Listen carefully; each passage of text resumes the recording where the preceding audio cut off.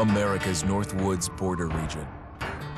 Within this land of 10,000 lakes and miles of dense timber, a hideous creature is believed to lurk. The North Woods is probably one of the last frontiers in America. There's still a lot of places in this area that hasn't been set foot by man. Monsters and mysteries exist here because it is remote. Up in the North Woods, winters are long. In times of biting cold and isolation, a devouring monster is believed to come forth. It's terrorized native people for generations. Growing up, I was told, like, don't go outside, the Wendigo will get you.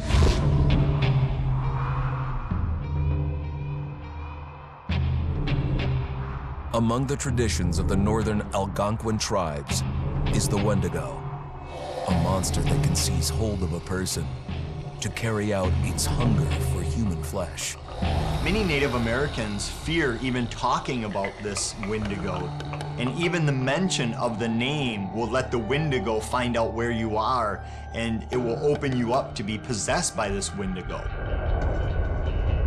The most famous case of a Wendigo possession took place in 1879 in the deep woods outside of Edmonton, Alberta. Swift Runner, a Cree Indian, was a trapper and a guide. He had left town the previous autumn with his wife, 6 children, and his mother. But when Swift Runner returned in spring, he was alone. Swift Runner came into a nearby village telling this heartbreaking tale. I had to watch them starve to death. Of his family being killed by starvation, and that he was the only survivor. My whole family gone. It wasn't hard to understand a family falling victim to a brutal winter. To even not. Yet something was suspicious about Swift Runner.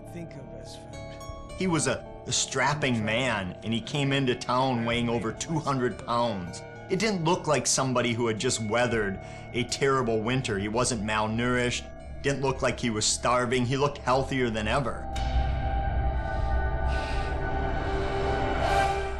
After a few nights, it became clear that something was wrong.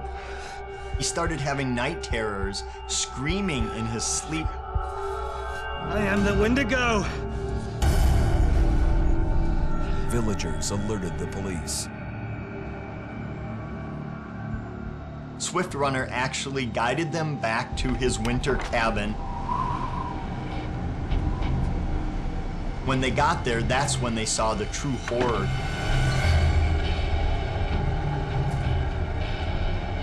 Human skulls were scattered around, many bones, some of which had been snapped in half, and the marrow inside had been drained.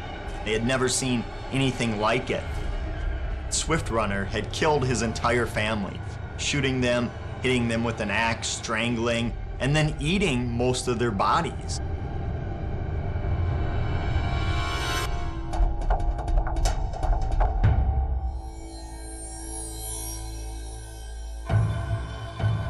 Right up until the moment the noose was on his neck, Swift Runner swore the evil spirit of the Wendigo had possessed him and twisted him into a cannibal killer.